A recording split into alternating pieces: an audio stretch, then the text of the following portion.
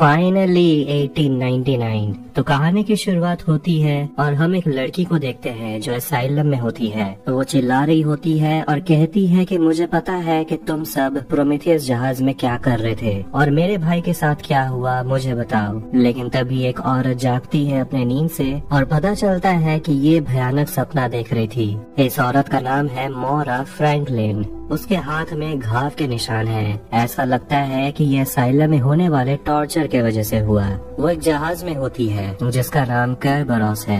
एक न्यूज़पेपर से उसे पता चलता है कि प्रोमेथियस जहाज 4 महीने से लापता है। फिर वो अपने भाई का एक खत पढ़ती है जो उसे न्यूयॉर्क बुला रहा है। वो अपने कमरे से बाहर निकलती है और हम कैरबरोस जहाज का एक एरियल शॉट देख पाते हैं। फिर हम जहाज में कुछ काम कर रहे वर्कर्स को देखते हैं जो भी उसी खोए हुए प्रोमेथियस जहाज के बारे में बात कर रहे होते हैं। जहाज में कुछ गड़बड़ी होने के वजह से पोलॉक नाम का एक आदमी ऊपर जाता है जहां उसे कुछ अजीब देखने को मिलता है।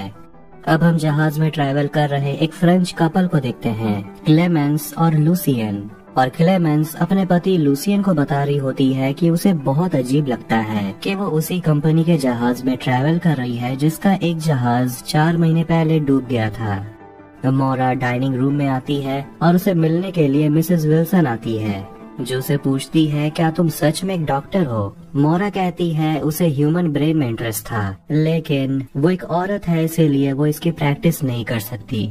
विल्सन उसे पूछती है कि तुम्हें दिमाग के बारे में क्या अच्छा लगता है, जिस पर मोरा कहती है कि हर किसी के दिमाग के अंदर उसकी दुनिया होती है, हमें बस उस दुनिया को डिकोड करना पड़ता है। वो औरत कहती है कि कभी कभी हमें इन्हें ऐसे ही छोड़ देना चाहिए।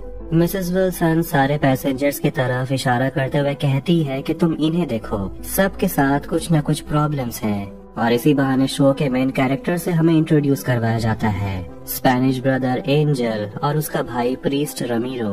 और ये है 2 चाइनीज औरतें युगजे और लिंगी, और इन दोनों को तो हम पहचानते हैं। विल्सन का कहना है कि ये लोग जरूर किसी न किसी चीज से भाग रहे हैं।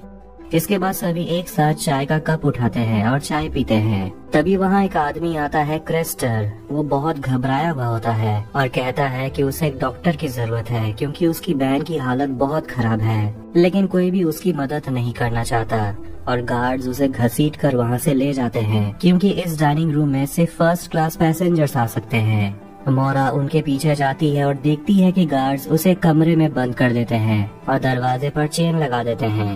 मोरा अंदर जाती है और देखती है क्रेस्टर की बहन टोवी प्रेग्नेंट है जो दर्द में चिल्ला रही होती है और मोरा उसके बच्चे को सीधा करती है जिससे उस औरत का दर्द कम हो जाता है। क्रेस्टर मोरा के हाथ में वो निशान देखता है पर उसकी बहन को मदद करने के लिए वो उसे धन्यवाद भी कहता है। फिर हम उसी फ्रांस कपल को देखते हैं जिनकी शादीशुदा जिंदगी सिर्फ एक समझौता है और लूसियन इस वजह से बिल्कुल भी खुश नहीं रहता। मोरा से छोटी लड़की एडा मिलती है जो प्रेग्नेंट लड़की टोवी की बहन है। वो कहती है कि मैं भी आपकी तरह डॉक्टर बनना चाहती हूँ और वो लड़की मोरा से पूछती है क्या आपके बच्चे हैं, जिस पर मोरा कहती है कि मेरे बच्चे नहीं हो सकते। जिसके बाद वो अचानक से बहुत घबरा जाती है और सांस लेने के लिए छटपटाती है। वो बाहर निकलती है हवा खाने के लिए तो उसे जहाज का कैप्टन मिलता है जिसका नाम आइक है। वो मोरा से कहता है कि आप फर्स्ट क्लास पैसेंजर हैं तो आप नीचे नहीं जा सकते। इस जहाज के कुछ नियम है जो आपको फॉलो करने ही होंगे। तभी वहाँ कुछ सेलर्स आते हैं बताने के लिए कि प्रोमेथियस जहाज से एक सिग्नल उन्हें मिला है, कुछ कोऑर्डिनेट्स है जो प्रोमेथियस हमें भेज रहा है, लेकिन वो श्योर नहीं है कि ये प्रोमेथियस से ही है। और पता चलता है कि प्रोमेथियस जहाज बस 7 घंटे की दूरी पर है। वहाँ जाने के लिए वो सभी रास्ता बदल देते हैं। फर्नेस में काम कर रहे वर्कर्स भी इस बारे में कंफ्यूज हैं कि आखिर जहाज को मोरा क्यों जा रहा है। इसके बाद हम दोनों स्पेनिश भाइयों को देखते हैं जो फिर से झगड़ रहे होते हैं बिल्कुल पहले की तरह। फिर उनका ध्यान जाता है कि जहाज पीछे की तरफ मुड़ रहा है जिससे वो दोनों घबरा जाते हैं। वो वापस नहीं जा सकते किसी भी कीमत पर। तो वही वो छोटी बच्ची एडा अपनी प्रेग्नेंट बहन टवी के साथ बात कर रही होती है और उस लड़की का मानना है कि शायद प्रोमेथियस जहाज में सब लोग मर गए होंगे। मोरा अपने कमरे में अपने भाई के खत को देखती है जिसमें लिखा हुआ है What is lost will be found, यानी कि जो खो गया है वो मिल जाएगा। इसके बाद वो जाती है जहाज के कैप्टन आइक से मिलने के लिए और उसे पूछती है क्या तुम्हें सही में प्रोमेथियस से सिग्नल मिल रहे हैं। और क्या ऐसा हो सकता है कि उसमें अभी भी लोग जिंदा हों? लेकिन कैप्टन का कहना है कि 4 महीने हो चुके हैं, ये तो पॉसिबल है ही नहीं। मोरा कैप्टन के परिवार की तस्वीर देखती है और कैप्टन उसे पूछता है कि तुम्हें प्रोमेथियस जहाज में इतनी दिलचस्पी क्यों है? मोरा कुछ तो छुपा रही है और कहती है कि मैं बस ऐसे ही जानना चाहती थी। और देखते हैं कि जहाज के कैप्टन के पास भी एक खत है जिसमें वही लिखा हुआ है, What is lost will be found। इसके बाद जहाज का कैप्टन आइक जाता है डाइनिंग रूम में, जहां जहाज के सारे पैसेंजर्स मौजूद होते हैं और वो सभी को बताता है कि उन्हें एक सिग्नल मिला है, वो भी प्रोमेथियस से, जो कुछ महीने पहले लापता हो गया था। पर लोग ये पूछने लगते हैं कि जब वो जहाज को लेकर श्योर है ही नहीं कि वो प्रोमेथियस है और ये भी नहीं जानते कि वो हमसे मदद चाहते हैं भी कि नहीं, तो हम अपना रास्ता बदल क्यों रहे हैं? कैप्टन कहता है कि प्रोमेथियस जहाज पर 1423 मुसाफिर थे और उनमें से हो सकता है कुछ जिंदा भी हों। ये सब सुनकर लूसियन और भी ज्यादा घबरा जाता है, उसके हाथ कांपने लगते हैं। उसकी पत्नी आकर उसे संभालती है और उसे कहती है कि अगर हम 1-2 दिन बाद भी अगर न्यूयॉर्क पहुंचते हैं तो इसे प्रॉब्लम क्या होगा। फिर हम एक वर्कर को देखते हैं जिसका नाम ओलेक है। वो बैठकर अपना खाना खा रहा होता है। तभी उसे मिलने के लिए जेरोम आता है, जो छुपकर जहाज पर चढ़ गया था। कैप्टन और मोरा बात कर रहे होते हैं और कैप्टन मोरा से पूछता है, क्या तुमने सच में मेडिसिन की पढ़ाई की है? जिस पर मोरा का कहना है कि मिसेस विल्सन सही कह रही थी, इस जहाज में सभी एक दूसरे के बारे में सब जानते हैं। कैप्टन समुद्र की गहराई को देखकर कहता है कि लोग आज तक समुद्र के गहराई के रहस्य को सुलझा नहीं पाए हैं और कैप्टन भी घबराया हुआ है ये सोचकर कि उन्हें जब प्रोमेथियस जहाज मिलेगा तो उस जहाज में उन्हें क्या मिलेगा। तभी उन्हें सामने एक जहाज दिखता है। रात के समय वो एक फ्लेयर शूट करते हैं। इसके बाद कैप्टन अपनी टीम बनाता है और अपने साथ और 4 लोग को लेकर निकलता है प्रोमेथियस में जाने के लिए। और कैप्टन अपनी टीम में मोरा को भी शामिल करता है और फिर वो फादर रमीरो को भी कहता है साथ चलने के लिए।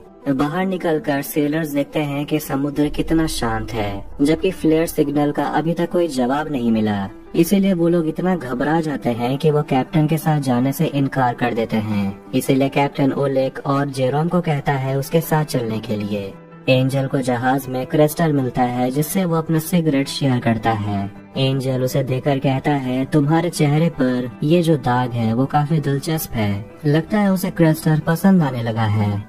कैप्टन की टीम एक छोटे से नाव से होते हुए उस भूतिया जहाज के लिए निकलते हैं और ये सोचकर आगे बढ़ते हैं कि जरूर कोई जिंदा होगा। और तभी उन्हें कोऑर्डिनेट्स मिलना बंद हो जाते हैं। प्रोमेथियस जहाज के अंदर चारों ओर अंधेरा होता है, सभी चीजें बिखरी होती हैं और ये सोचते हैं कि आखिर यहाँ हुआ क्या होगा।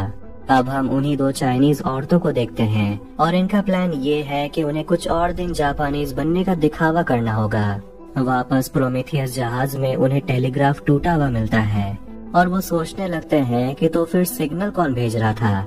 मोरा को वहाँ एक कीड़ा दिखाई देता है और वो उसका पीछा करते करते एक दरवाजे के पास जाती है जिसे बाहर से बंद कर दिया गया था। दरवाजे के पीछे कोई तो है जो अंदर से दरवाजे को पीट रहा है। सभी बहुत डरे हुए होते हैं, लेकिन मोरा हिम्मत करके दरवाजे को खोलती है और उसमें एक छोटा बच्चा होता है। तो वहीं प्रोमेथियस में से एक सर्वाइवर स्विम करते हुए इस जहाज पर आ जाता है। वो अपने पॉकेट में से वैसा ही कीड़ा निकालता है जैसा कि हमने प्रोमेथियस में देखा था और वो एक फर्स्ट क्लास पैसेंजर के रूम में उसे छोड़ देता है और उसके रूम में घुस जाता है। तो वहीं वो छोटा लड़का मोरा को एक पिरामिड देता है। कैप्टन अचानक से खुद को एक अंधेरे से जंगल में पाता है। वो भागते हुए घर की तरफ आता है और वो खिड़की से अपने परिवार को देखता है और तभी उस घर में आग लग जाता है जिसमें उसकी पत्नी और 3 बेटियां मर जाती हैं। और इसी भयानक सपने को देखकर वो जाग जाता है और प्रोमेथियस से उसे एक कपड़े का टुकड़ा मिला था जिसे वो अपने पास रख लेता है। उनके जहाज की कंपनी की तरफ से एक मैसेज आता है, सिंक शिप। यहाँ तक इस जहाज में और अजीब चीजें होने लगती हैं, जैसे कि कंपास ठीक से काम नहीं कर रहा। सबके मन में यही सवाल है कि आखिर उनके साथ हो क्या रहा है और प्रोमेथियस में क्या हुआ होगा। आखिर एक बच्चा कैसे बच गया। मोरा अपने रूम में उस काले पिरामिड को देख रही होती है और उसी बच्चे के जैकेट से उसका रिंग निकालती है जिसे वो वापस उसके जैकेट में रख देती है। कैप्टन ओले को कहता है चेक करने के लिए कि बंकर में कितना कोयला है। कॉरिडोर में कैप्टन को मोरा मिलती है, जिसे वो बात करता है कि आखिर बच्चा कैसे बच गया और आखिर सिग्नल भेजा किसने था, लेकिन इसका जवाब तो मोरा के पास भी नहीं है। जिसके बाद कैप्टन फिर उसी गाने को सुनने लगता है जो उसकी बेटी गाती थी, जिसे वो अपने बुरे सपने में भी सुना था, लेकिन इस बारे में वो मोरा को कुछ नहीं बताता। मोरा अपने कमरे तक आती है और उसी प्रोमेथियस वाले पैसेंजर को देखती है जो उसके रूम में जाने की कोशिश कर रहा था, लेकिन मोरा नहीं जानती कि वो आदमी प्रोमेथियस से है। वो कहता है कि उसका नाम डैनियल है और वो बगल वाले रूम में रहता है। मोरा अपने कमरे में जाती है और उसी छोटे बच्चे से सवाल पूछती है कि आखिर जहाज में क्या हुआ था, बाकी पैसेंजर्स कहाँ हैं। वो लड़का कुछ नहीं कहता और उसे वही काला पिरामिड पकड़ा देता है। मोरा को कुछ समझ नहीं आता।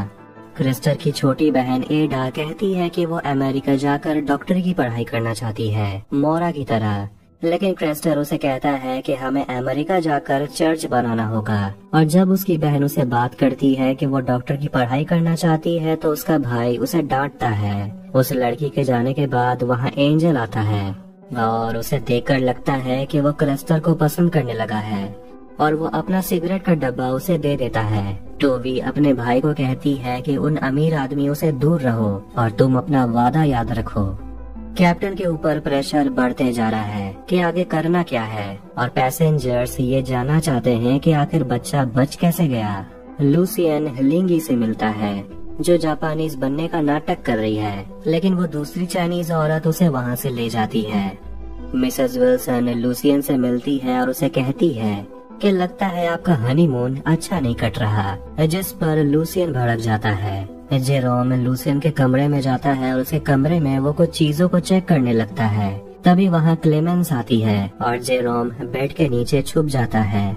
कैप्टन फिर से उसी गाने के आवाज को सुनता है और कॉरिडोर में इधर उधर भागने लगता है और वो एक कमरे में आता है जहाँ वो अपनी बीवी और अपने तीनों बच्चों को देखता है। वो अपनी बड़ी बेटी नीना को गले लगाता है, लेकिन तभी वो जलने लगती है और असली दुनिया में कैप्टन को होश आता है। वो फिर उसी कीड़े को देखता है जो उसने प्रोमेथियस में देखा था, जिसका पीछा करते करते वो एक रूम में आता है और वहाँ एक ट्रायंगल बना होता है और ठीक वैसा ही ट्रायंगल प्रोमेथियस से मिले उस बच्चे के गर्दन के पीछे बना होता है। उस रूम में कैप्टन आता है जो बिल्कुल पागल हो चुका है। वो गुस्से में बच्चे को पकड़ लेता है और जानना चाहता है कि आखिर उस जहाज में क्या हुआ था। उसे लगता है कि उसकी फैमिली प्रोमेथियस में थी। मोरा उसे बाहर लेकर जाती है और कैप्टन उसे बताता है कि उसने प्रोमेथियस जहाज में क्या देखा। उसने अपने परिवार को देखा था। मोरा उसे कहती है कि तुम अभी ठीक से सोच नहीं पा रहे हो, इसीलिए कैप्टन वहाँ से चला जाता है।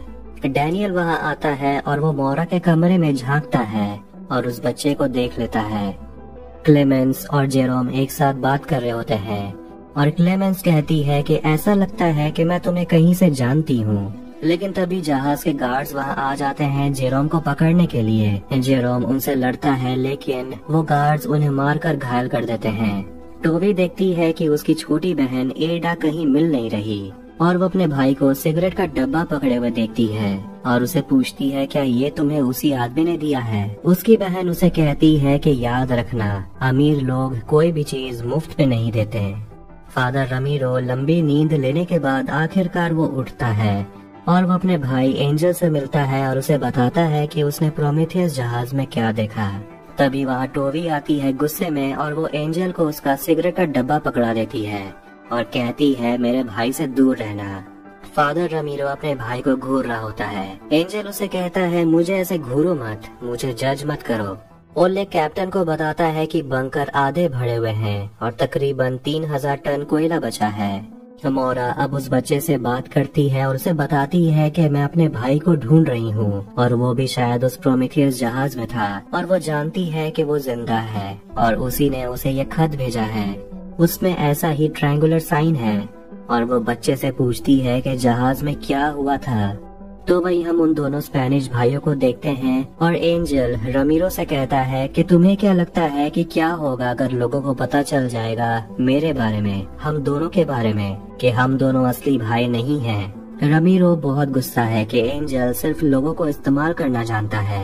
एंजल उससे कहता है तुम भी तो कोई प्रीस्ट नहीं हो, जिसके बाद दोनों इंटीमेट होने लगते हैं। डैनियल अपने कमरे से बाहर निकलता है और फिर से वो कीड़े को बाहर छोड़ देता है और छोटी लड़की एडा उस कीड़े को देख लेती है, उसका पीछा करती है और वो डैनियल से मिलती है।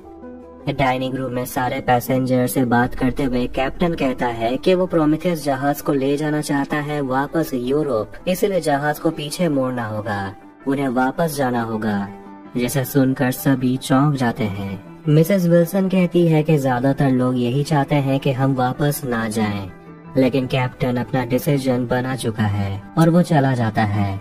मोरा कैप्टन से बात करती है और कैप्टन कहता है कि कंपनी जरूर हमें प्रोमेथियस के बारे में बता नहीं रही है, कुछ तो बात है। और वो मोरा को मैसेज दिखाता है जिसमें लिखा है सिंक शिप, यानी कि जहाज को डुबा कर बात खत्म करो। और वो अपना खत दिखाता है और कहता है कि प्रोमेथियस से मुझे ये खत मिला था और कोई तो है जो मुझसे मिलना चाहता है। मोरा अपने कमरे की तरफ आती है और उसे डैनियल मिलता है जो कहता है कि कैप्टन सही नहीं कर रहा। केरबरोस जहाज प्रोमेथियस को रस्सी के सहारे खींचते हुए वापस यूरोप के लिए निकल जाती है। बाकी सेलर्स को देखते हैं जो कैप्टन के खिलाफ हैं और वो यही सोचते हैं कि उस भूतिया जहाज को डुबा देना चाहिए। उन्हें वापस से कोऑर्डिनेट्स मिलने लगता है जिसमें सिर्फ ट्रायंगल्स बने होते हैं और डैनियल को देखते हैं जिसके पास मोरा की तस्वीर है। सेलर कैप्टन को कुछ दिखाने के लिए लेकर आते हैं और वहाँ होता है उसी छोटी बच्ची एडा का डेड बॉडी। फिर हमें पता चलता है कि कोई तो है जो उन सारे कैरेक्टर्स पर नजर रखा हुआ है और ये 1899 तो नहीं लगता। आगे की कहानी देखने के लिए इस चैनल को सब्सक्राइब करें। अगर वीडियो अच्छा लगा तो वीडियो को लाइक करें और इस चैनल को सब्सक्राइब करें। मिलते हैं नेक्स्ट वीडियो में। Take care.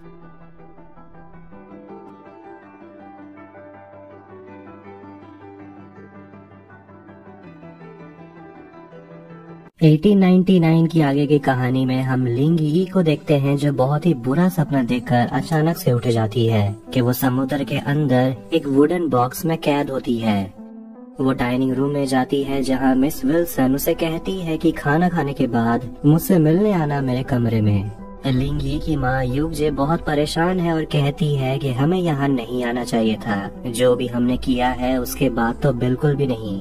क्रिस्टर अपनी बहन का नाम पुकार रहा होता है, उसे बुलाने की कोशिश करता है लेकिन उसे पता ही नहीं कि उसकी बहन मर चुकी है। चेक करने पर पता चलता है कि एडा के शरीर पर ना किसी जोर का निशान है, ना उसे जहर दिया गया है। समझ नहीं आ रहा वो कैसे मरी। डॉक्टर मर्रे कहते हैं कि शायद हो सकता है ये छोटी बच्ची हार्ट अटैक से मरी हो।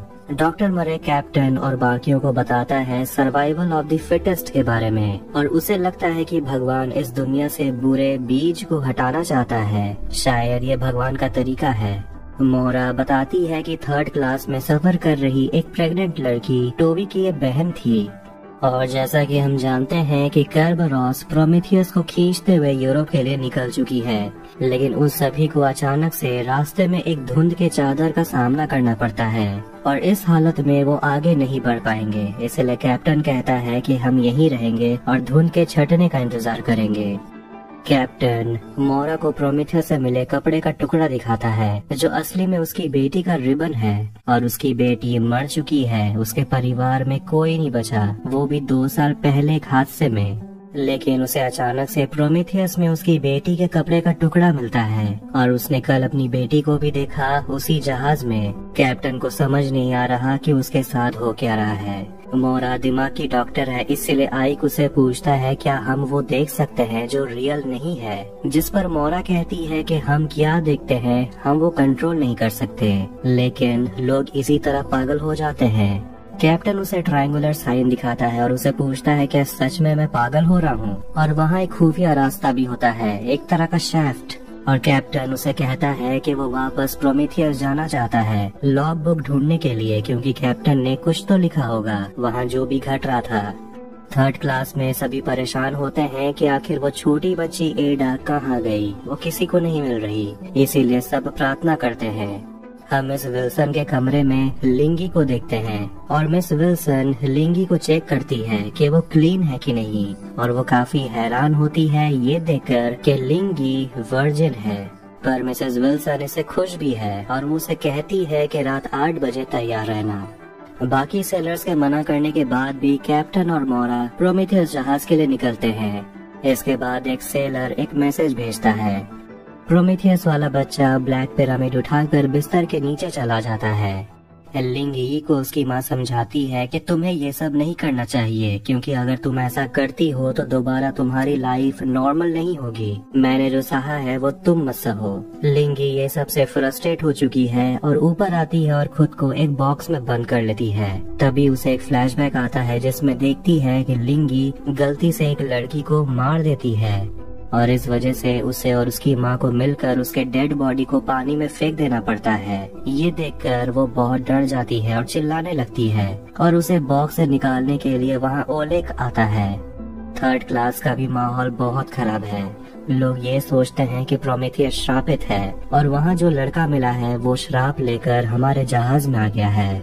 फ्रांस टोवी को लेकर जाता है एडा का डेड बॉडी उसे दिखाने के लिए, जिसे देखकर वो पूछती है कि ये किसने किया, लेकिन जवाब तो फ्रांस के पास भी नहीं है। एंजल फिर से जाता है क्रिस्टर से मिलने के लिए और उसे पूछता है कि तुम्हारे चेहरे पर यह निशान कैसे पड़ा।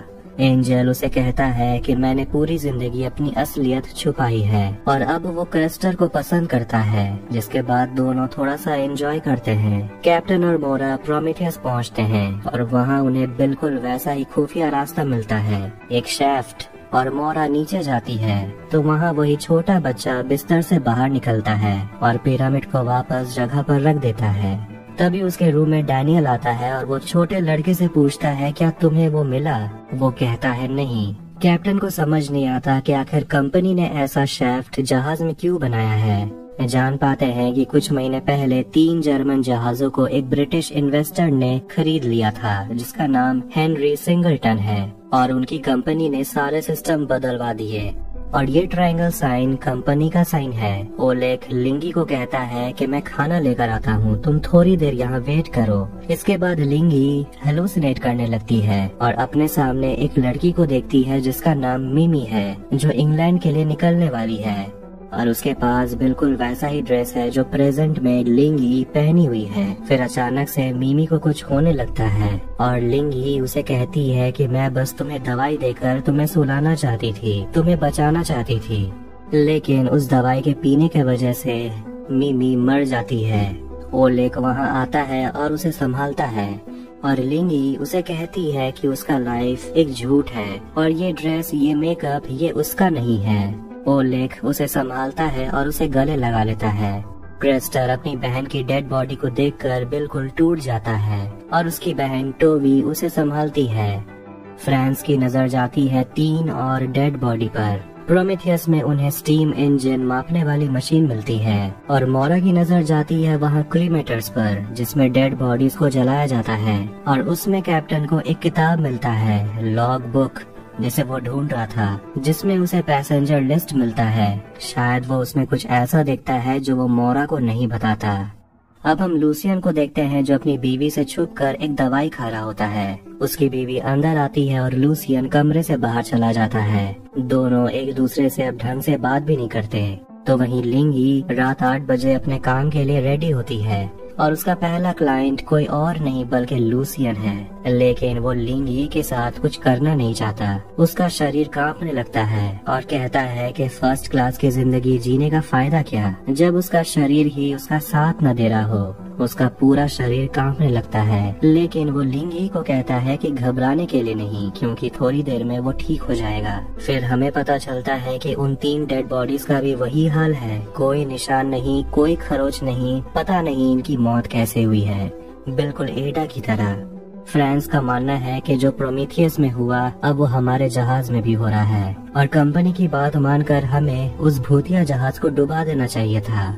इसीलिए वो 3rd क्लास में जाता है और लोगों को वो मनाता है उसका साथ देने के लिए, क्योंकि कैप्टन तो उनकी बात मानने से रहा। इसीलिए वो सब ठानते हैं कि वो केर्बरोस को वापस रास्ते में लाएंगे, वरना उनका भी हाल वही होगा जो उस भूतिया जहाज का हुआ, और वो सभी को हथियार दे देता है। ओलेग ये सब देख रहा होता है, लेकिन उसे ये सब देखा नहीं जाता, क्योंकि वो कैप्टन का वफादार है और वो कैप्टन को सब कुछ बताना चाहता है, लेकिन फ्रेंड्स और उसके लोग उसे पकड़ लेते हैं और उसे जेल में बंद कर देते हैं, जहाँ जेरोम भी होता है।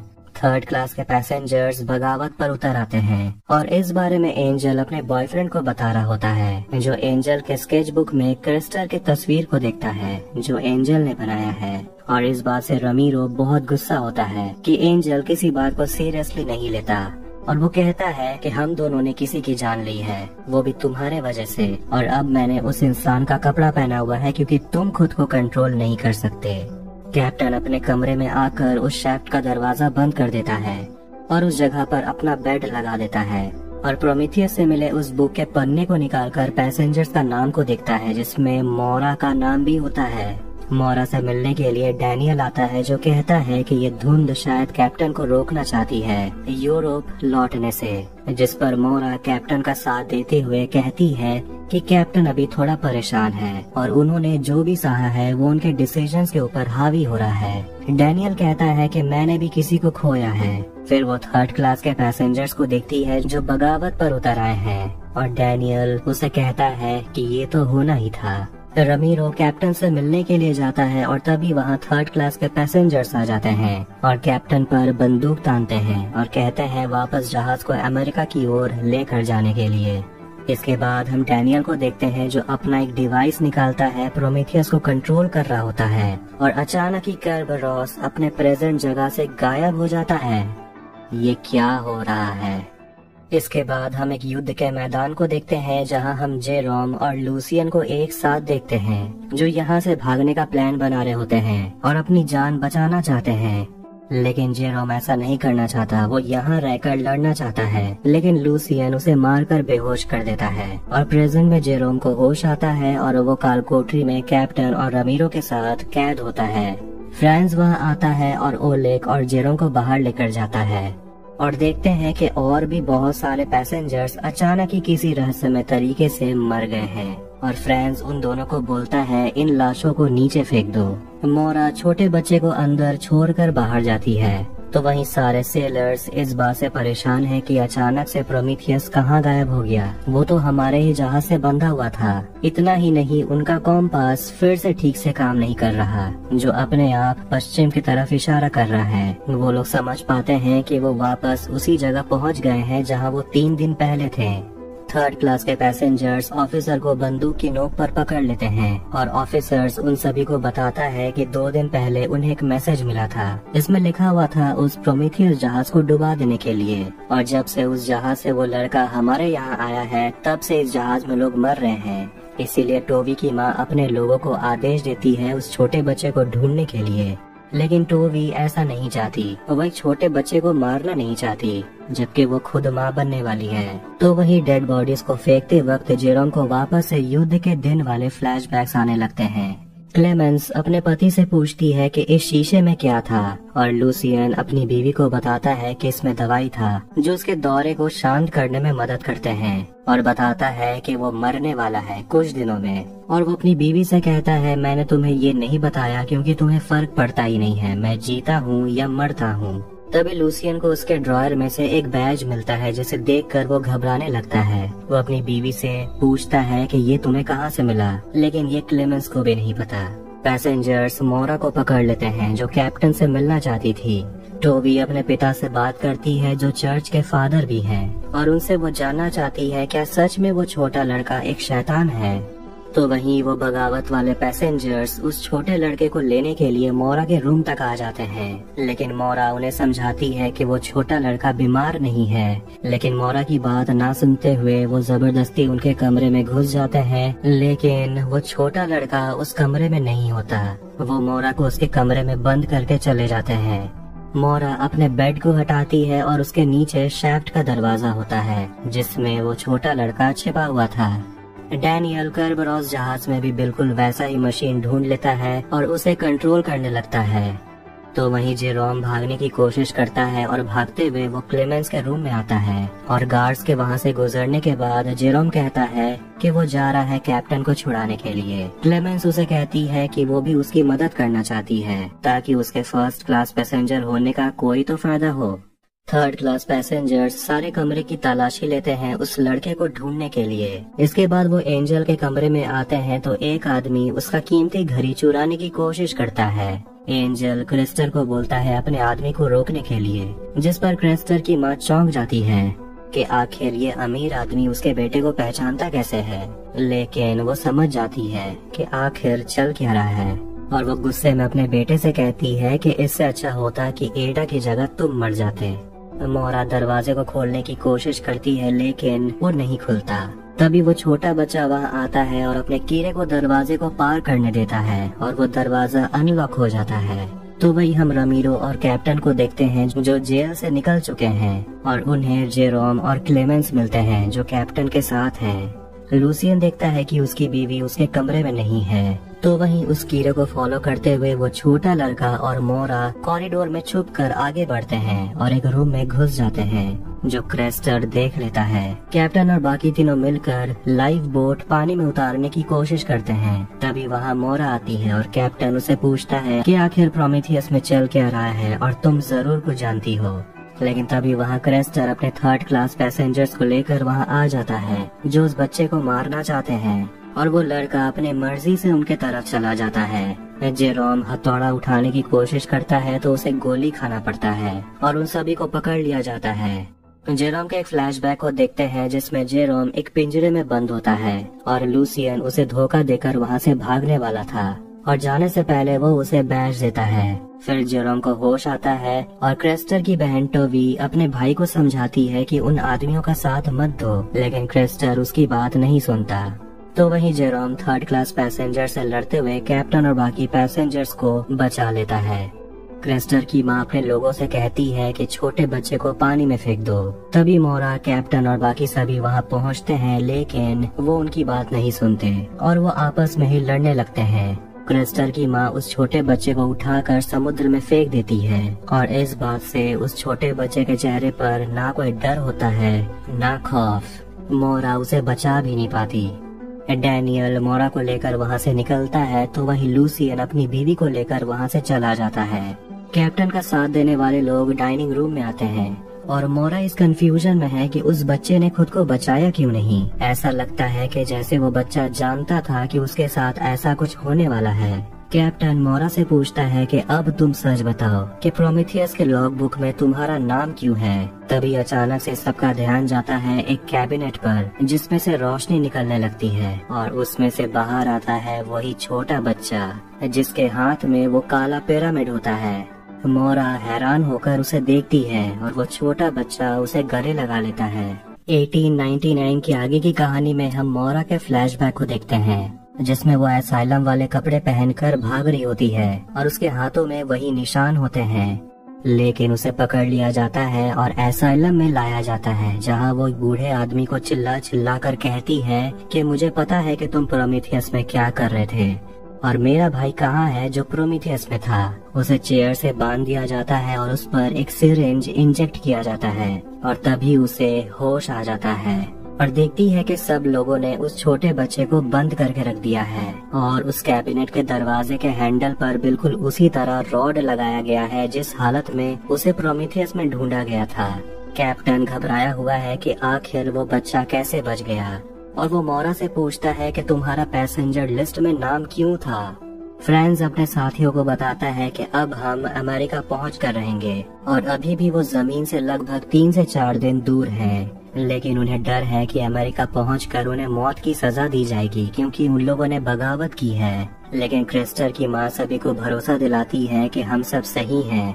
टोबी अपने भाई क्रिस्टर से बात करते हुए बताती है कि उनकी माँ पागल हो गई है, उनका साथ मत दो। लेकिन क्रिस्टर को ऐसा नहीं लगता। उसकी बहन क्रिस्टर को बोलती है कि तुमने उस छोटे लड़के को मारने में उनका साथ दिया है, जिस पर क्रिस्टर कहता है कि जैसे तुमने किसी की जान नहीं ली है। क्लेमेंस अपने पति का सामना करती है जिसे पता चला कि उसका पति कोई लेफ्टिनेंट नहीं है। लूसियन ने उसे जो भी बोला है वो सब झूठ है, जिस पर लूसियन कहता है कि तुम्हारे लिए कहना बहुत आसान है क्योंकि तुम्हारे पास पहले से ही सब कुछ था। मुझे यहाँ तक आने में बहुत कुछ झेलना पड़ा है। टोवी कैप्टन के साइड आ जाती है और कहती है कि मैं आप सबको अपनी माँ को रोकने में मदद करूंगी। तभी वो लड़का कैबिनेट के अंदर से दरवाजे को पटकता है और मोरा दरवाजा खोलने के लिए आगे बढ़ती है तो एक आदमी उस पर गोली चला देता है और उसे बचाने के लिए डैनियल कूद पड़ता है। लेकिन तभी ऐसा लगता है कि जैसे सब कुछ थम गया हो। मोरा कंफ्यूज हो जाती है। वो गोली को हटा देती है और कैबिनेट को खोलकर बच्चे को बाहर निकालती है और वो समझ आती है कि ये सब करने वाला कोई और नहीं बल्कि यही काला पिरामिड है। मोरा उसे पूछती है कि आखिर चल क्या रहा है, तुम मुझे अब तो बताओ। लेकिन वो लड़का उसे कमरे से लेकर बाहर चला जाता है। तभी सब कुछ नॉर्मल हो जाता है और लोग देखते हैं कि कैबिनेट खुला हुआ है। तभी अचानक से जहाज में सायरन बजने लगता है और ये सब होता देखकर कैप्टन डैनियल से पूछता है कि मैंने तुम्हें कल मोरा से बात करते हुए देखा था, तुम उसे जानते हो? मुझे जवाब दो, वो कौन है? लेकिन टोवी कैप्टन को संभालती है और कैप्टन इस बात से बहुत परेशान है कि अमेरिका पहुंचने के लिए कोयले को जिस तेजी से यूज किया जा रहा है, 2 दिन के अंदर ही कोयला खत्म हो जाएगा और हम समंदर के बीच ही फंस जाएंगे। हमें जल्द ही इंजन का कंट्रोल अपने हाथ में लेना होगा किसी भी तरह।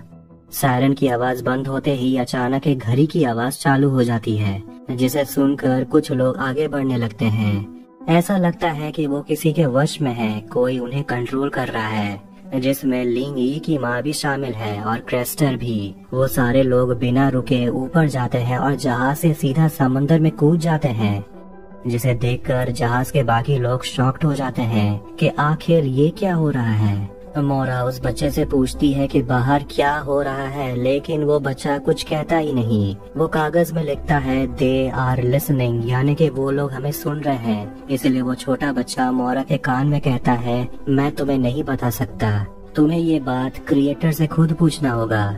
टोवी और उसकी माँ को पता चलता है कि क्रेस्टर पानी में कूद गया है, वो मर चुका है। ये देखकर कैप्टन और उसके लोग अपनी पूरी कोशिश करते हैं हलुसिनेट कर रहे इंसानों को रोकने की। लिंगी ओले के पास आती है और उसे गले लगकर रोती है क्योंकि उसकी माँ भी कूद गई। छोटा लड़का अपने कमरे के शाफ्ट के नीचे जाता है और मोरा उसे फॉलो करती है। वो जमीन पर पहुंचती है, बिल्कुल उसी जगह जहां असाइलम के लोग मोरा को पकड़कर ले गए थे। वो अपने सामने उसी मेंटल असाइलम को देख पाती है। डैनियल मोरा के कमरे में आता है और शाफ्ट को खुला हुआ देखकर वो नीचे जाता है, लेकिन अब दरवाजा बंद होता है। अपने डिवाइस को यूज करके वो दरवाजा खोलता है और उसी जगह पहुंचता है जहां वो उस छोटे लड़के को देखता है और उसे कहता है कि तुम्हें ऐसा नहीं करना चाहिए था, उन्हें पता है कि हम यहाँ हैं। लेकिन लड़का कहता है कि हम इतनी दूर पहले कभी नहीं आए, शायद इस बार हम कामयाब हो जाएंगे। डैनियल उस बच्चे को कहता है कि तुम थोड़ी देर यहीं रुको ताकि वो लोग तुम्हें ढूंढ न पाए। रमीरो अपने कमरे में जाता है एंजल को चेक करने के लिए, ये देखने के लिए कि कहीं वो भी तो नहीं कूद गया। तो वहीं जेरोम फिर से लूसियन से लड़ता है और अपना भड़ास निकालता है। फिर वो लूसियन और क्लेमेंस और खुद को बांध लेता है ताकि वो भी दूसरे लोगों की तरह कूद न जाए, क्योंकि पता चला कि ये लोगों में फैल रहा है। जो लोग पहले होश में थे वो भी धीरे धीरे कूद रहे हैं। तो वहीं टोवी भी अपनी माँ को बांध देती है। कंपनी से ऑफिसर को एक मैसेज मिलता है जिसमें वही लिखा हुआ है sink ship. Daniel engine room में जाता है मशीन को वापस से ठीक करने के लिए ताकि इस जहाज का हाल प्रोमेथियस की तरह ना हो। लेकिन तभी वहाँ एक वर्कर आता है जो डैनियल पर हमला करता है, ये सोचकर कि वो बगावत करने वाले लोगों में से एक है। लेकिन जैसे ही वो एक बटन दबाता है वो दूसरा आदमी बेहोश हो जाता है। मोरा मेंटल हॉस्पिटल में जाती है, वहाँ उसे वही कमरा मिलता है जिसका रूम नंबर है 1011, जो उसके जहाज के कमरे का भी नंबर है।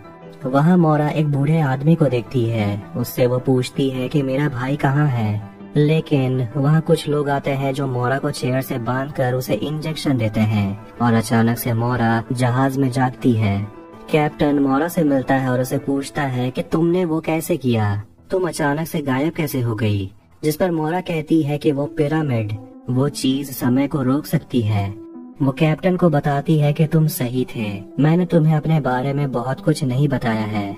मेरा नाम मोरा फ्रैंकलिन नहीं है, मेरा नाम मोरा सिंगलटन है और हेनरी सिंगलटन मेरे फादर हैं। मोरा कहती है कि हो सकता है हमारे साथ जो हो रहा है ये एक तरह का एक्सपेरिमेंट हो। उसके पिता को जहाज खरीदने में कोई दिलचस्पी नहीं थी, बल्कि वो इंसानों के दिमाग को पढ़ना चाहते थे। और वो कैप्टन को अपना लेटर दिखाती है जो उसे उसके भाई ने दिया है और बताती है कि 4 महीने पहले उसने अपने भाई से बात की थी और वो मुझे साउथहैम्पटन के डॉक पर मिलना चाहता था। वो कुछ राज जानता था जो वो मुझे बताना चाहता था, लेकिन वो वहाँ आया ही नहीं। और उसके ठीक एक दिन पहले प्रोमेथियस उसी डॉक से निकला था और मोरा को लगता है कि उसका भाई उसी जहाज में था जो 4 महीने से लापता है। मोरा एक कीड़े को पकड़ लेती है और उस कीड़े के मदद से वो शाफ्ट में एक रास्ता ढूंढती है। कैप्टन भी उसके पीछे जाता है और एक जंगल में पहुंचता है। ये वही जगह है जो कैप्टन के फ्लैशबैक में हमने देखा था।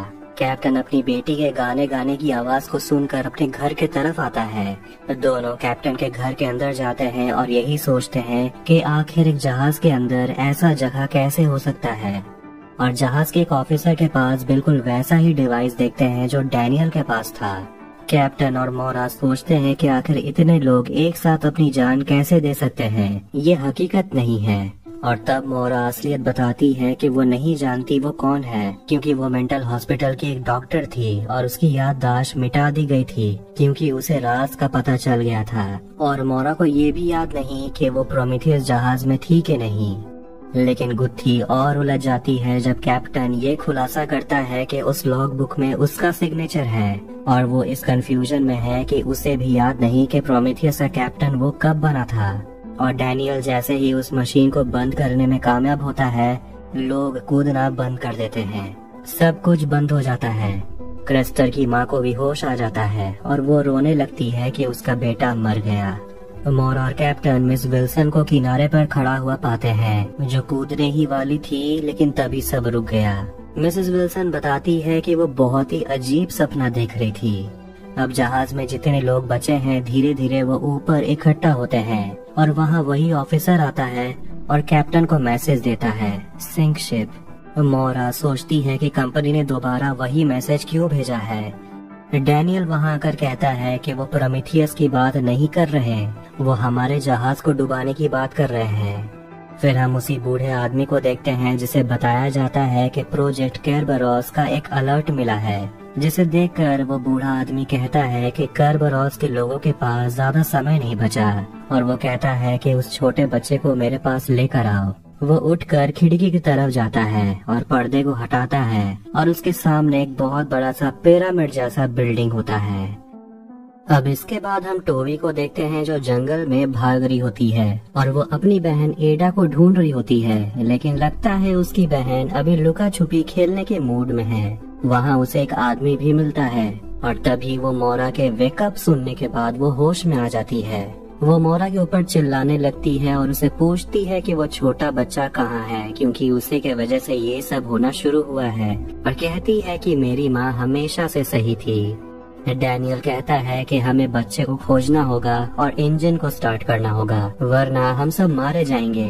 कैप्टन उन सब से कहता है कि अगर हमें इन सब से जिंदा निकलना है तो हमें एक दूसरे पर भरोसा रखना होगा। फिर हम उसी मशीन को देखते हैं जिसमें कुछ हलचल होने लगती है। इसके बाद सब निकलते हैं उस छोटे बच्चे को ढूंढने के लिए और मोरा कैप्टन को थैंक यू कहती है, बाकियों को उसके पिता के बारे में नहीं बताने को लेकर। टोबी, क्लेमेंस, मिसेस विल्सन और टोबी की माँ एक साथ बच्चे को ढूंढ रहे होते हैं, तो वहीं दूसरी जगह आदमियों के ग्रुप शिप के छत से कुछ निकलता हुआ देखते हैं जो काले रंग का होता है। शायद ये वो चीज है जिससे पिरामिड बना हुआ था और ये दिखने में बहुत अजीब होता है। और डैनियल वहाँ आकर मना करता है कि उसे छूना मत, क्योंकि उन्हें नहीं पता ये किस चीज से बना हुआ है। और ये देखते हैं कि ये लगातार बढ़ रहा है। मोरा और कैप्टन शाफ्ट के रास्ते से होते हुए जमीन पर आ जाते हैं और मोरा कैप्टन को बताती है कि वो इसी जगह बड़ी हुई थी और वो सामने जो बिल्डिंग है वो उसके पिता की है। इसके बाद दोनों उसी एसाइलम की ओर जाते हैं। टोवी और क्लेमेंस एक रूम में आते हैं जहां टोवी के पेट में उसे दर्द होने लगता है और क्लेमेंस के पूछने पर वो बताती है कि अभी भी 2 महीना बाकी है, जिस पर क्लेमेंस अपना दर्द उसे बांटती है कि वो प्रेग्नेंट नहीं हो सकती और वो टोवी की तरह आजाद होना चाहती है। और उस रूम में उसे एक पैंट मिलता है जिसे वो पहन लेती है। ओलेग, लिंगी, जेरोम और एंजल फार्नेस तक आते हैं और वापस से इंजन को स्टार्ट करने की तैयारी करते हैं। लिंगी ओले के साथ कोयले के बंकर में जाती है और दोनों मिलकर मशीन को चालू करते हैं। और लिंग यी को ओले के पॉकेट से स्टैचू ऑफ लिबर्टी का पिक्चर मिलता है और वो उसे उठाकर देखती है और ओलेग बताता है कि अमेरिका में उसका भाई रहता है और लिंग यी उसे किस कर लेती है। डैनियल भी मोरा के पीछे पीछे उसी जमीन पर आ जाता है और मेंटल हॉस्पिटल में मोरा कैप्टन को बताती है कि उसके पिता ने इस हॉस्पिटल को उसकी माँ की याद में बनाया था और उसकी माँ धीरे धीरे अपने ही बच्चे को भूल गई। उसके पिता चाहते थे कि मोरा की माँ ठीक हो जाए, इसलिए उसके पिता ने ये हॉस्पिटल बनाया। वो जानना चाहते थे कि इंसानी दिमाग कैसे काम करता है। दोनों रूम 1011 में जाते हैं, लेकिन खिड़की खोलने पर वहाँ जहाज का हल होता है, यानी कि जहाज का बाहरी दीवार, जैसे कि ये रूम जहाज के अंदर ही हो। सेबेस्टियन, रमीरो और टोबी के डैड एक साथ बैठे होते हैं और सिग्नल मिलने का वेट कर रहे होते हैं। रमीरो उसे कहता है कि मुझे क्रेस्टर के मरने का दुख है और क्रेस्टर के पिता बहुत इमोशनल हो जाते हैं और कहते हैं कि अचानक ही उनका परिवार बिखरने लगा और उसकी पत्नी ईश्वर की आवाज को सुनने लगी। लेकिन क्रेस्टर के मरने के बाद अब उसके पिता मानते हैं कि ईश्वर होते ही नहीं हैं। लेकिन रमीरो, जो असली फादर है भी नहीं, वो असली फादर को भरोसा दिलाता है कि आपको भगवान पर यकीन रखना चाहिए। तो वहीं मिसेस विल्सन भी क्रेस्टर की माँ के लिए काफी सैड फील करती है कि क्रेस्टर मर चुका है, लेकिन क्रेस्टर की माँ का मानना है कि भगवान जो भी करता है सोच समझ कर करता है। शायद हो सकता है कि क्रेस्टर का मरना एक प्लान हो। और उस रूम में मिसेस विल्सन उसी काले चीज को देखती है जो उग रहा होता है और वो उसे छूती है तो वो काला चीज उसके शरीर में एक वायरस की तरह फैलने लगता है। तो वहीं कॉरिडोर में टोवी अपने भाई क्रेस्टर को देखती है, यानी कि हेलुसिनेट करती है और उसके पीछे पीछे जाती है, जहाँ से वो सीधा जमीन पर आ जाती है अपने घर के पास। पर देखती है वहाँ कोई भी नहीं है और वो प्रेग्नेंट भी नहीं है। फिर हम वहाँ एक बूढ़े आदमी को देखते हैं जिसे वो पहले देखी थी, जो क्रेस्टर को मारने वाला था, लेकिन टोवी उसे बचा लेती है। फिर वहाँ टोवी की माँ आती है। इसके बाद चारों नीचे चले जाते हैं। ऑफिसर सेबेस्टियन उसी कैबिनेट में खुद को बंद कर लेता है जहाँ बच्चा मिला था और अंदर एक रोशनी जलती है। ऐसा लगता है कि उसने खुद को कहीं और टेलीपोर्ट कर लिया हो। मोरा कैप्टन को बताती है कि उसे उस बच्चे ने क्या कहा था कि वो हमें सुन रहे हैं और अगर उन्हें कुछ जानना है तो उन्हें क्रिएटर से पूछना होगा। अब ये सब हो रहा होता है, इस बीच दोनों थोड़े नजदीक भी आ रहे होते हैं। चारों औरतें थर्ड क्लास में आते हैं जहां टोवी को उसकी बहन की गुड़िया मिलती है। ये देखकर वो थोड़ी इमोशनल हो जाती है। अंधेरे में वो उसी आदमी को देखती है जिसे देखकर वो डर जाती है और वो वापस उसी जगह पहुंचती है जहां वो देखती है कि उस आदमी ने क्रेस्टर पर गोली चलाया है और गोली लगने के वजह से क्रेस्टर का चेहरा बिगड़ गया है और यही दाग एंजल को काफी दिलचस्प लगता था। बाद में वो बूढ़ा आदमी क्रेस्टर से पूछता है कि तुम्हें क्या लगता है कि पापी के साथ क्या करना चाहिए। क्रेस्टर रोते हुए कहता है मुझे नहीं पता। वो टोवी को पकड़ लेता है और वो आदमी कहता है कि तुमने जो मेरे बेटे के साथ किया है उसका बदला मैं लेकर रहूंगा। उसके बाद वो टोवी का रेप कर देता है उसके परिवार के सामने। जब टोवी को होश आता है तो वो उस आदमी पर पत्थर से हमला करती है और उसे गोली मार देती है। तभी असली दुनिया में टोवी को होश आता है। क्लेमेंस उसे संभालती है। फर्नेस में कोयला डालते समय जेरोम बहुत गुस्सा होता है कि लूसियन ने उसे धोखेबाज साबित करके अपना अच्छा लाइफ जिया है, जबकि वो काल कोठरी में था। लूसियन के लाइफ में अब सब कुछ है जो वो चाहता था, लेकिन लूसियन वहाँ अपनी सच्चाई बताता है कि मेरे पास वो कुछ भी नहीं है जो मैं चाहता था और मेरा अमेरिका जाना जरूरी है डॉक्टर से मिलने के लिए जो मुझे ठीक कर सकते हैं। मैं कुछ ही दिन में मरने वाला हूँ। अब फाइनली उनकी मेहनत रंग लाई। जहाज का पावर ऑन हो जाता है। रमीरो खुश होकर क्रेस्टर के डैड को एक पप्पी देता है, लेकिन क्रेस्टर के डैड इस बात से थोड़े कंफ्यूज हैं कि आखिर जहाज चला कौन रहा है, क्योंकि उनके सामने तो कोई है नहीं और इसीलिए जहाज का कमान उन दोनों को संभालना होगा। इसके बाद वो दोनों नक्शा और बुक निकालकर बैठ जाते हैं ये समझने के लिए कि जहाज चलाते कैसे हैं। लेकिन दोनों देखते हैं कि हर किताब में एक ही लाइन लिखा हुआ है कि सच्चाई सामने आने से पहले उन पर कॉफी का असर हो जाएगा। ये अजीब है। अब उसी क्रीपी बूढ़े आदमी को देखते हैं जिसे मिलने के लिए ऑफिसर सेबेस्टियन आता है और बताता है कि अभी ट्रांसफर होने के लिए 48 घंटे बाकी हैं। वो सेबेस्टियन से कहता है कि उस बच्चे को ढूंढो क्योंकि हमें उसके पास से वो पिरामिड चाहिए। तुम्हें तो पता होगा कि हमारे लिए ये प्रोजेक्ट कितना जरूरी है। मोरा मेंटल हॉस्पिटल में भी उसी काले चीज को उगते हुए देखती है। जैसे ही वो उसे छूने वाली होती है, डैनियल उसे रोक लेता है और डैनियल उसे पूछता है, क्या तुम्हें मैं याद नहीं हूँ, मैं कौन हूँ? लेकिन आइक उसे बंदूक दिखाकर वहाँ से ले जाने की कोशिश करता है। डैनियल मोरा से कहता है कि मैं तुम्हें दोबारा छोड़कर नहीं जाऊंगा, और वो कैप्टन से लड़के वापस से उसे वही जंगल में भेज देता है। डैनियल मोरा को बताता है कि उन दोनों की शादी हुई थी 12 साल पहले, लेकिन मोरा एक अजनबी की बात पर भरोसा नहीं करती और उसे कमरे में बंद कर देती है। वो बाहर आती है और अपने पिता को पुकारती है और गुस्से में बंदूक को फेंक देती है और बंदूक के वजह से सामने हवा में क्रैक हो जाता है।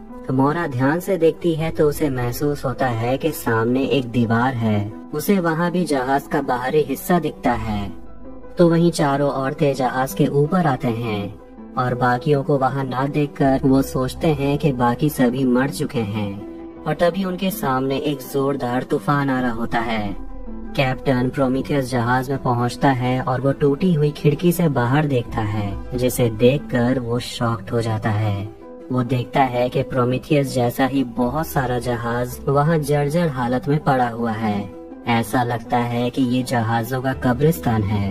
1899 के आगे की कहानी में हम मोरा और डैनियल के शादीशुदा जिंदगी को देखते हैं। वो दोनों एक दूसरे से बात कर रहे होते हैं कि काश वो दोनों हमेशा ऐसे ही रह सकते।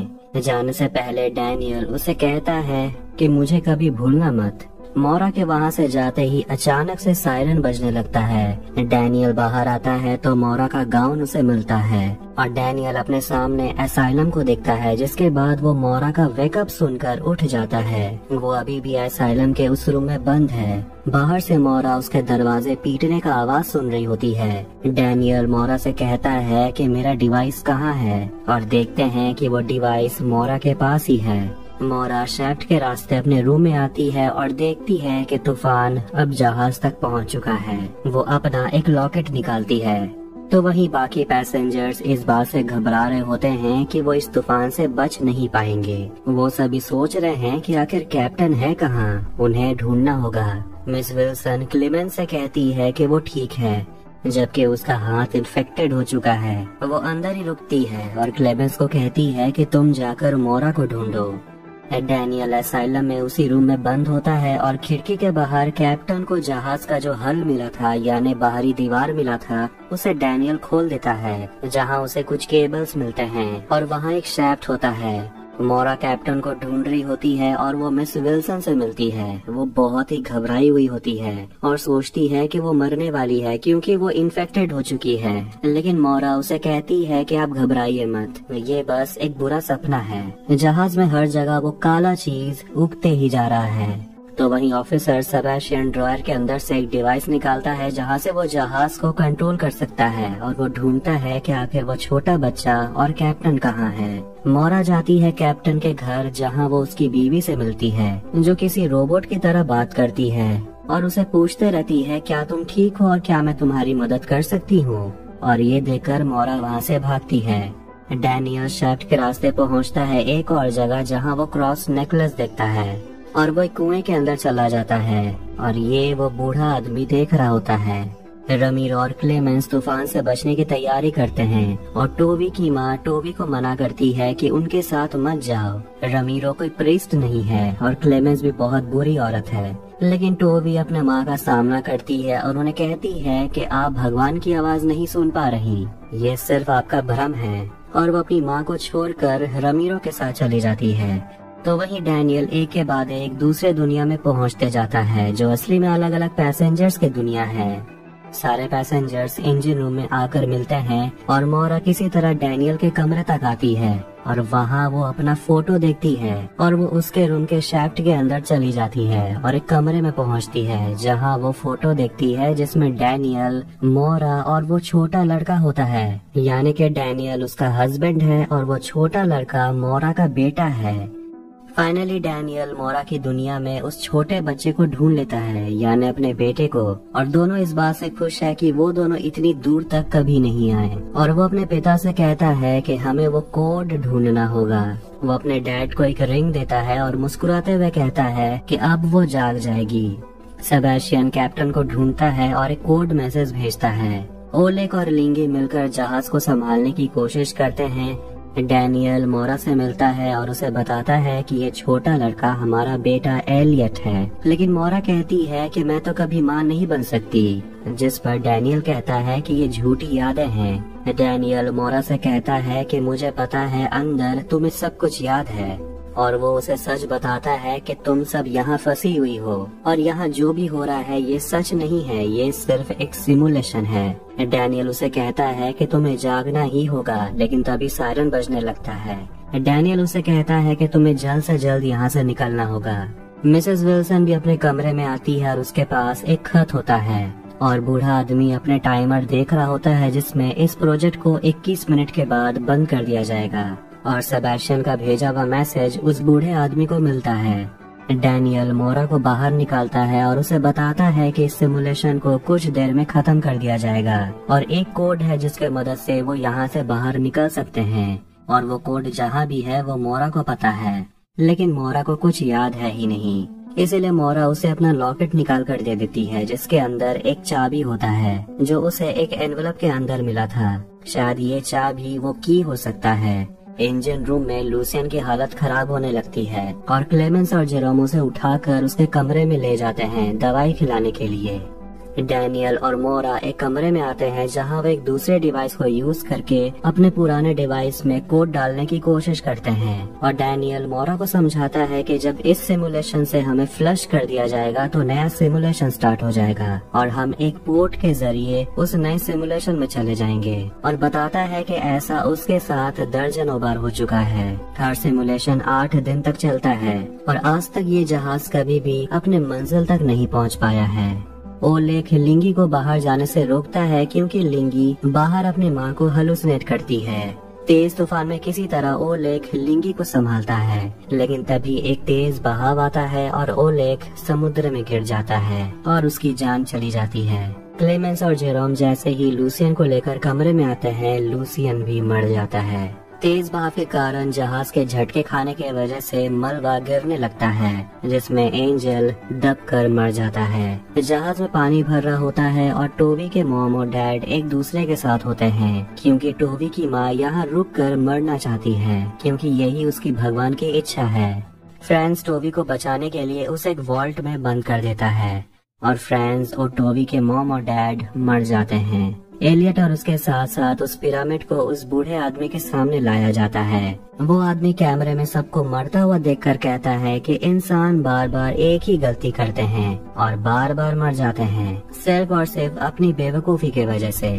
वो बूढ़ा आदमी यानी कि हेनरी सिंगलटन जो मोरा का डैड है, वो स्पीकर के जरिए मोरा और डैनियल से बात करता है और कहता है कि अब सब कुछ खत्म होने वाला है और ये सिमुलेशन दोबारा से नए से शुरू होगा। और वो मोरा से वो चाबी मांगता है, बदले में वो उसे एलियट दे देगा। डैनियल अपने बेटे को लेने के लिए निकलता है और उस काले पिरामिड को हेनरी खोलता है जिसमें एक की होल होता है। इसके बाद 10 से उल्टी गिनती शुरू होती है, यानी कि अब कर्बरोस को आर्काइव में भेज दिया जाएगा। इसके बाद वो जहाज एक बड़े से व्हर्लपूल के अंदर समा जाता है और कैप्टन जो प्रोमीथियस में होता है वो दूर से देखता है कि कर्बरोस जहाज को जर्जर जहाजों के साथ खड़ा किया जाता है, यानी कि अब वो जहाज कब्रिस्तान में आ गया है। सारे पैसेंजर्स डॉक पर आते हैं और यही सोचते हैं कि आखिर उनके साथ हो क्या रहा है। अब हम एलियट को देखते हैं जो भागते हुए अपनी माँ के पास आता है और वो अपनी माँ को दिखाता है कि उसने एक कीड़े को पकड़ लिया है जिसे वो एल्फ्रेड नाम देता है और वो उस कीड़े को कैद में रखना चाहता है, लेकिन मोरा उसे समझाती है कि तुम्हें इसे छोड़ देना चाहिए, जैसे कि तुम एक दिन बड़े हो जाओगे और मुझे तुम्हें छोड़ना पड़ेगा। फिर सीन चेंज होता है जहाँ एलियट अपनी माँ का गाउन पकड़े हुए खड़ा होता है और वो अपनी माँ को ढूंढ रहा होता है, लेकिन तभी उसे होश आ जाता है और उसके सामने उसके दादाजी यानी कि हेनरी होते हैं और वो एलियट से कहता है कि तुम्हारी माँ एक धोखेबाज है क्योंकि वही एक ऐसी इंसान है जो हमें यहाँ से बाहर निकाल सकती है। जबकि कैप्टन किसी तरह करबरॉस में आकर मोरा से मिलता है और मोरा से वो पूछता है कि आखिर वो बच्चा कहाँ है और डैनियल ने मुझे प्रोमेथियस में कैसे पहुंचा दिया। मोरा उसे बताती है कि डैनियल उसका हस्बैंड है और वो छोटा लड़का उसका बेटा है। और वो सारे पैसेंजर से कहती है कि उसके पिता जहाज कंपनी के ओनर हैं और उनकी दुनिया में लॉजिक से काम नहीं होता और हमारे साथ जो हो रहा है ये सही नहीं है, ये भ्रम है। और देखते हैं कि किसी को भी याद नहीं कि वो जहाज में कैसे आए थे।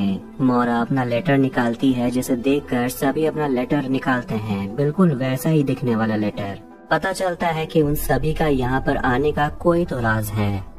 हेनरी एलियट को लेकर पिरामिड वाले बिल्डिंग के सामने आता है और वो एलियट को सच दिखाने के लिए उसे असाइलम में लेकर जाता है। पैसेंजर्स मोरा से जवाब मांगते हैं कि चल क्या रहा है, तो मोरा अपनी परेशानी बताती है कि वो सब कुछ भूल चुकी है और उसके पास सिर्फ एक चाबी है और अगर वो लोग यहाँ से निकलते हैं तभी वो याद कर पाएगी कि वो कौन है। किसी को कुछ समझ नहीं आता, इसलिए बाकी पैसेंजर्स जहाज से उतरने के लिए बाहर चले जाते हैं। मोरा अपने चेम्बर में जाती है लेकिन देखती है कि वहाँ शेफ्ट का दरवाजा नहीं है और इसीलिए वो डैनियल के मेमोरी वाले शेफ्ट को यूज करके मोरा और कैप्टन अपने रूम में आते हैं। डैनियल अपने डिवाइस से जहाज के मशीन को कंट्रोल करने की कोशिश करता है और कोड को चेंज करता है और पैसेंजर्स को वही काले चीज कॉरिडोर में रोकने की कोशिश करते हैं और इस वजह से वो सभी अलग अलग हो जाते हैं। हेनरी एलियट को लेकर रूम 1011 में आता है जहां हेनरी एलियट को एक सिरिंज इंजेक्ट करता है और वो पहुंचता है अतीत में जहां वो अपनी मॉम और डैड को देख पाता है। और मोरा अपने बेटे से कहती है कि अगर तुम्हें जिंदा रखना है तो मुझे ये करना होगा और वो अपने बेटे को एक सिरिंज इंजेक्ट करती है और होश में आने पर एलियट ये मानने से इनकार कर देता है कि ये उसकी मेमोरी है। हेनरी उसे प्लेटो स्केल एलेगरी के बारे में बताता है जिसे मोरा जानना चाहती थी और जानने के बाद उसकी लाइफ उथल पुथल हो गई। थ्योरी के हिसाब से हमें ऐसा लगता है कि हम रियल लाइफ में जी रहे हैं, लेकिन ये सब एक झूठ है। वो कहता है कि हमारा क्रिएटर भगवान है और हम उनके लिए सिर्फ कठपुतलियां हैं, लेकिन देखा जाए तो कोई भगवान को भी कंट्रोल कर रहा होगा और कोई उसे कंट्रोल कर रहा होगा, कोई उन्हें कंट्रोल कर रहा होगा। फिर वो खुलासा करता है कि ये दुनिया असली में एलियट के लिए एक डॉल हाउस है जिसे मोरा ने बनाया है। तो वहीं मोरा और कैप्टन भी एक जगह पहुंचते हैं। वो एलियट से कहता है कि यहाँ से निकलने का सिर्फ एक रास्ता है। वो पिरामिड को खोलता है जिसमें एक की होल होता है, लेकिन इसका चाबी मोरा के पास है। पैसेंजर्स कॉरिडोर में दौड़ रहे होते हैं लेकिन उन्हें भागने के लिए कोई दरवाजा नहीं मिलता। दरवाजा अचानक से गायब हो गया है, लेकिन उन्हें दरवाजा मिलता है जो ग्लिच कर रहा होता है और उसी दरवाजे से लेमेंस और जेरोम लिंगी के मेमोरी में चले जाते हैं और टोबी के मेमोरी में पहुँचते हैं रमीरो और लिंगी। सेबेस्टियन ये सब देखकर घबरा जाता है और हेनरी को वो बताता है कि डैनियल सिमुलेशन के आर्किटेक्चर को बदल रहा है और हेनरी को डर है कि इससे हम सब इसी सिमुलेशन में फंस जाएंगे। रमीरो कुएं में से एक पिंजरा निकालता है जिसमें से मिमी की आवाज आती है और ये देखकर लिंगी दूसरे दरवाजे से दूसरे दुनिया में पहुंच जाती है जहां वो स्टैचू ऑफ लिबर्टी की तस्वीर को देखती है, यानी ये ओलेख की दुनिया है। वहाँ लिंगी को ओलेख मिलता है जो लिंगी के लिए वहाँ से निकलने का रास्ता ढूंढता है। रमीरो एंजल की आवाज सुनकर कुएं के नीचे जाता है और हेनरी को इस बात का डर है कि कोड को क्रैक करने के चक्कर में डैनियल पूरे सिमुलेशन को बर्बाद कर देगा। सारे पैसेंजर्स एक दूसरे के सिमुलेशन से बाहर निकलते हैं और जहाज में मिलते हैं और मोरा कैप्टन के साथ वापस असाइलम में जाती है। सेबेस्टियन आकर मोरा से चाबी मांगता है और सेबेस्टियन एक बटन दबाता है जिसे कैप्टन गिर जाता है। मोरा इसके बाद जाती है फाइनली अपने पिता से मिलने के लिए। वो उसे चाबी ले लेता है और वो जगह एक असाइलम के कमरे में बदल जाता है और मोरा को जबरदस्ती चेयर में बिठाया जाता है और वहाँ हेनरी अपनी बेटी को बताता है कि ये दुनिया असली में तुम्हारा है और इस दुनिया की क्रिएटर कोई और नहीं बल्कि तुम हो। मोरा अपने बेटे को कहती है कि मैंने ऐसा नहीं किया और हेनरी उसे एक सिरिंज देता है। हेनरी वो चाबी लेकर उस पिरामिड के की होल में घुसाता है, लेकिन वो सभी असली दुनिया में जाग नहीं पाते। पता चलता है कि डैनियल ने सिमुलेशन के कोड को क्रैक कर लिया है, यानी कि उसने कोड को बदल लिया है और सारे पैसेंजर्स एक साथ खड़े होते हैं और सोच रहे होते हैं कि उनके साथ आखिर हो क्या रहा है। तभी ये सिमुलेशन डिलीट हो जाता है मोरा को होश आता है और वो अपने हाथ में एक अंगूठी देखती है और फाइनली वो डैनियल से मिलती है और उसे पूछती है क्या ये सब रियल है, जिस पर डैनियल कहता है कि ये हमारा बनाया हुआ पहला सिमुलेशन है। डैनियल ने कोड को बदल दिया है जिससे सिरिंज लगने पर वो उस सिमुलेशन के बजाय पहले सिमुलेशन में आ गई। डैनियल बताता है कि हेनरी के पास जो पिरामिड है वो अब बेकार हो गया है। उसके पास एक और पिरामिड होता है, वो भी रंग बिरंगा, और बताता है कि कोड इस वेडिंग रिंग में है। वो खुलासा करता है कि इस सिमुलेशन को मोरा का भाई चला रहा है और हेनरी यानी कि मोरा के पिता बाकियों की तरह यहाँ फंसे हुए हैं। इसीलिए इससे पहले कि मोरा का भाई ये सब जान ले कि डैनियल ने क्या किया है, मोरा को जागना होगा और उसे अपने भाई को रोकना होगा। वो उस अंगूठी को अपने पिरामिड में लगाती है और वो असली दुनिया में उठ जाती है और देखती है कि उसके सिर में एक मशीन लगा हुआ है और वहाँ बाकी भी पैसेंजर्स होते हैं जो स्टेसिस में हैं और उनके सिर में बिल्कुल वैसा ही मशीन लगा हुआ है। मोरा खिड़की के बाहर देखती है और पता चलता है कि वो असली में एक स्पेसशिप में है जिसका नाम प्रोमीथियस है। वहाँ उसे एक मैसेज मिलता है जिसमें वही मैसेज लिखा हुआ है जो रमीरो को किताब में मिला था। मॉनिटर पर मोरा को एक मैसेज मिलता है जिससे पता चलता है कि ये प्रोजेक्ट प्रोमीथियस है और इस स्पेसशिप में बिल्कुल जहाज की तरह 1423 पैसेंजर हैं और करीब 550 क्रूज हैं और प्रेजेंट डेट है अक्टूबर 29, 2099, यानी कि ये 1899 नहीं है। और मोरा को उसका भाई टेक्स्ट करता है और कहता है वेलकम टू रियलिटी। पर क्वेश्चन ये है क्या ये सच में रियलिटी है, ये तो पता चलेगा सीजन 2 में। तो अगर आपको ये वीडियो पसंद आया तो वीडियो को लाइक करें, चैनल को सब्सक्राइब करें ऐसे ही मूवीज और टीवी सीरीज एक्सप्लेनेशंस के लिए। मिलते हैं नेक्स्ट वीडियो में, टेक केयर।